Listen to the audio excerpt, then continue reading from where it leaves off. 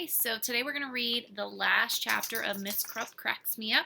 So last time we read chapter 12, The World of Poop, and that's when they went into the diorama with all the different poop specimens that Miss Krup was putting together, and they learned a whole bunch of interesting things. And then they finally went back to sleep, and AJ was hearing a buzzing sound, and he thought it was a swishing sound. Then he realized it was a hissing sound. So, chapter 13, stuff like this happens every day.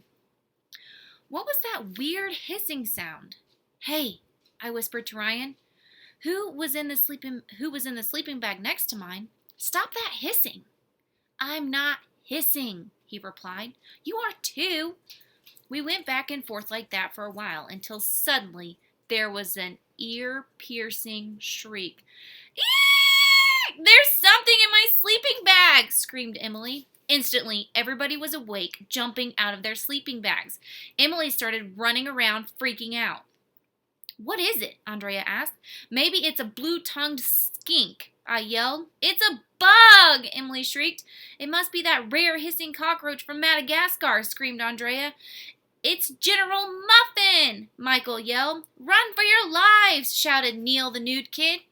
Ryan's mom and Mr. Mackey and the rest of the grown-ups tried to calm everybody down, but it was no use. Nobody wanted the cockroach to touch them.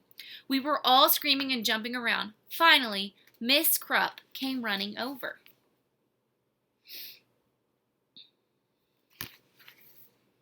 What's the matter? She yelled. That disgusting cockroach was in Emily's sleeping bag, Andrea shouted. Now we can't find it, and I thought you said you captured it. I just said General Muffin was in a safe place, Miss Krup explained. I didn't want you kids to be scared. Well, we're scared now, Andrea shouted. Poor General Muffin, said Miss Krup. Who cares about General Muffin? Andrea yelled. It's a cockroach. Man, that was a first. Andrea actually yelled at a grown-up.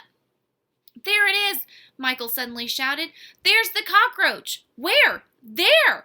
Emily, Andrea shouted. It's crawling on your back. Ah! Let's kill it, all the boys yelled, and we started chasing after Emily. Don't kill General Muffin, shouted Miss Krup. He's very rare. Kill it, kill it, kill it, we all chanted. Emily was running around like her pants were on fire, and me and all the boys were chasing her. That's when the most amazing thing in the history of the world happened. Do you remember the giant bear that was next to the Gigantosaurus? Well, while we were chasing Emily around, Neil the nude kid, he, ran into it.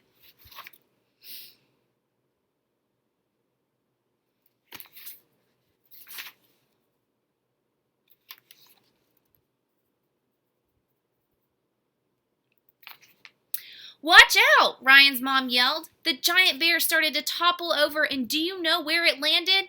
Right on Emily. It was hilarious, a real Kodak moment. You should have been there. Emily, she screamed, freaking out on the floor. There's a dead bear on me. Get it off, get it off. Sheesh, what a crybaby. So, there was a giant hissing cockroach in her sleeping bag, and a dead bear fell on top of her. Big deal. Stuff like that happens all the time. Finally, Mr. Mackey and Mr. Docker were able to pull the bear off Emily. Miss Krup caught General Muffin with a net and put him in his cage. After all the excitement was over, the grown-ups brought us into the room for breakfast. They gave us cow chips and scrambled dinosaur eggs, but I don't think they were real. I hate natural history, Emily said. Natural history is cool, said Michael. We were still eating when Miss Krup came running into the room. Hey, who ate all that candy that was next to the candy machine? She asked. I looked at Michael. Michael looked at Andrea. Andrea looked at Emily. And Emily looked at me. It must have been General Muffin, I lied. Yeah, Michael said, you told us he likes candy. We probably shouldn't have lied about General Muffin eating the candy, but Miss Krup shouldn't have lied to us about capturing General Muffin. Lying isn't very Lying isn't a very nice thing to do, but I guess sometimes even grown-ups do it. The museum will open in 5 minutes, somebody announced. It was time for us to leave. We rolled up our sleeping bags. Ryan's mom said we could look in the gift shop for a few minutes until Miss Cornwall arrived with the bus. Andrea felt bad about what happened to Emily, so she bought her a glow-in-the-dark dinosaur bone toothbrush. Neil, and the nude kid, bought a box of fake moose poop that was really just chocolate.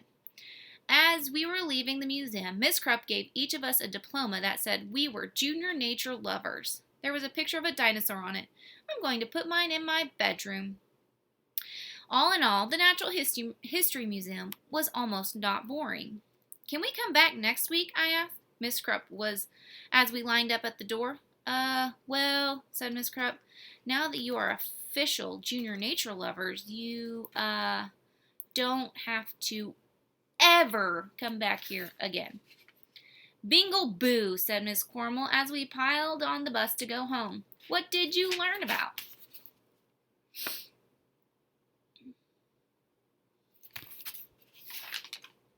Poop, I told her. Well, that's pretty much what happened on the field trip.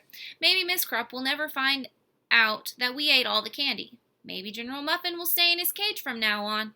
Maybe someday Emily will forget that a giant hissing cockroach crawled into her sleeping bag and that a dead bear fell on her.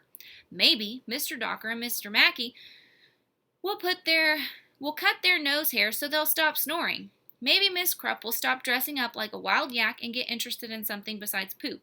And maybe we'll be able to talk to Mrs. Daisy into taking us on another field trip.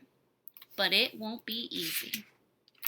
Alright, so that is it for Miss Krupp Cracks Me Up. I hope you enjoyed it, and I'll see y'all later. Bye.